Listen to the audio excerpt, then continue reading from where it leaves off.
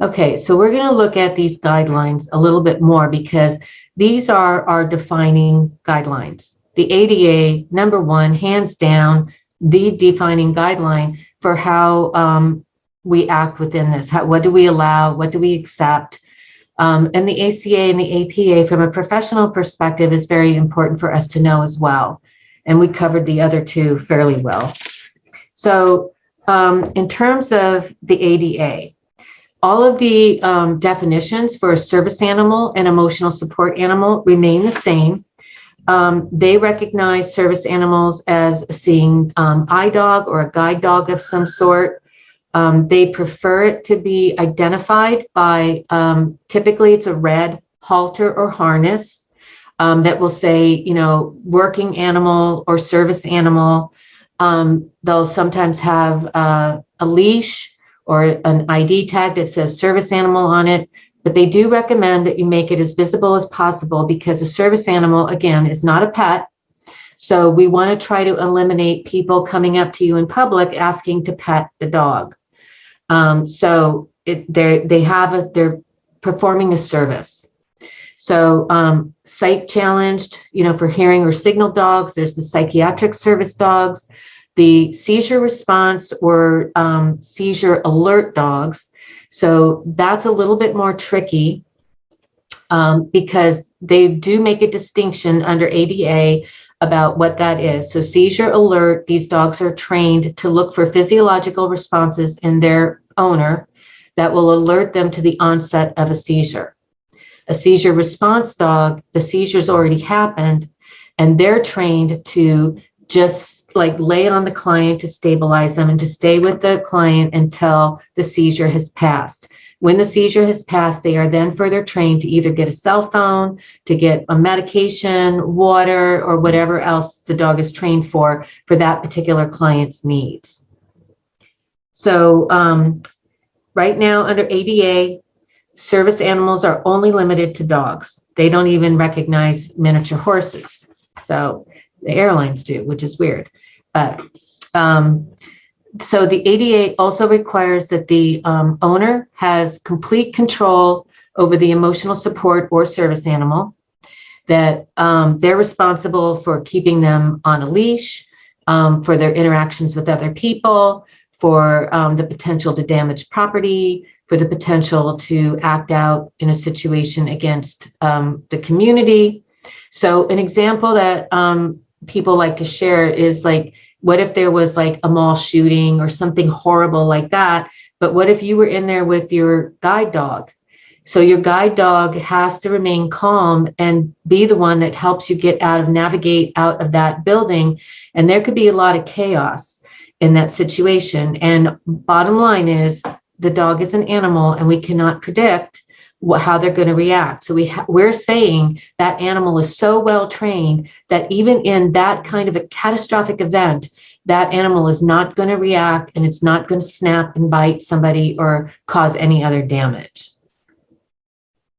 So the only two questions that the ADA by law says people are allowed to ask, so whether that's a landlord, a restaurant, a mall, the airlines, they're only allowed to ask, is this animal required for a disability? And then they can ask, what tasks has this animal been trained to perform? They are not allowed to ask, can I see him do it? They're not allowed to ask who diagnosed you, what kind of medications are you on? They're not allowed to ask anything else. By law, they're only allowed to ask those two questions.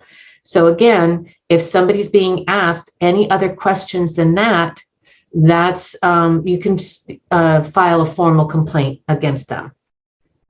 So the areas that the ADA says that the world has to accept service animals and ESAs is places of employment, college education, universities.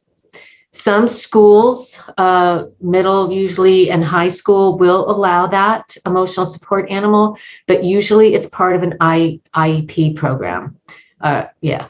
And it has to be in the student's contract why this animal is helping the child, and how it's going to benefit him academically. And of course, housing, we have to do that. So housing includes government housing, condominiums, apartments, rental properties. Housing includes hotels of that nature. So any abode is included under housing. So then transportation, mostly we focus on airlines, but it's also trains, any other kind of paid for transportation that we want to have our emotional support animal have access to, that's included in there. So again, the idea is that for service animals, no additional fees are supposed to be charged. They don't have to have an extra seat. There's no pet deposits required. ESAs, that's a little different. So again, gray areas. Shuttles, limousines, things like that. All of them are allowed on those. So the other animals, you know, the reason why the airlines kind of put a crackdown on that is because, and we probably, most of us have heard the latest news story with someone trying to put on their emotional support peacock on the flight. So, and then the hamster story, somebody did try to put a potbelly pig on the airline.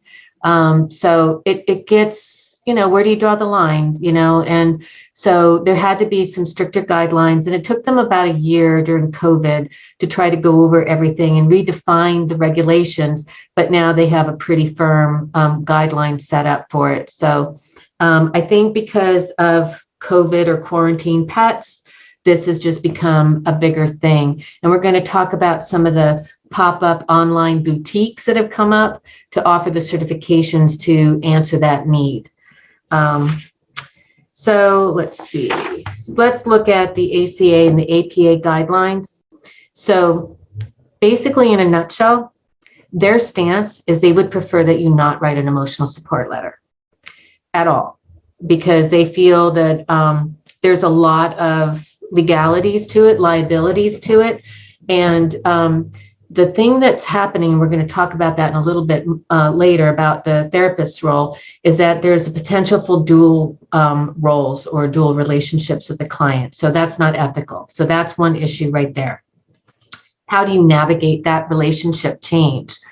But also they recognize that there's a lot of wiggle room for, it's again, gray areas about what is the therapist responsible for, what is the veterinarian responsible for, what's the doctor responsible for, the airline's responsible for. It's crazy. So we know in our litigious society that if something did happen to somebody's emotional support animal, or they were denied access or services, they could go after anybody and everything, you know, everyone, just to try to get something out of the situation. So the ACA and the APA's guidelines is to be very protective. So basically, I'm just going to kind of go over what ACA's, but ACA says, well, you can write a letter as long as you have a clinical relationship with your client. So what's happening now is that people are calling up therapists, and they're saying that I'm going to be traveling and I have an emotional support animal and I need this letter to get on the plane. So can you do that?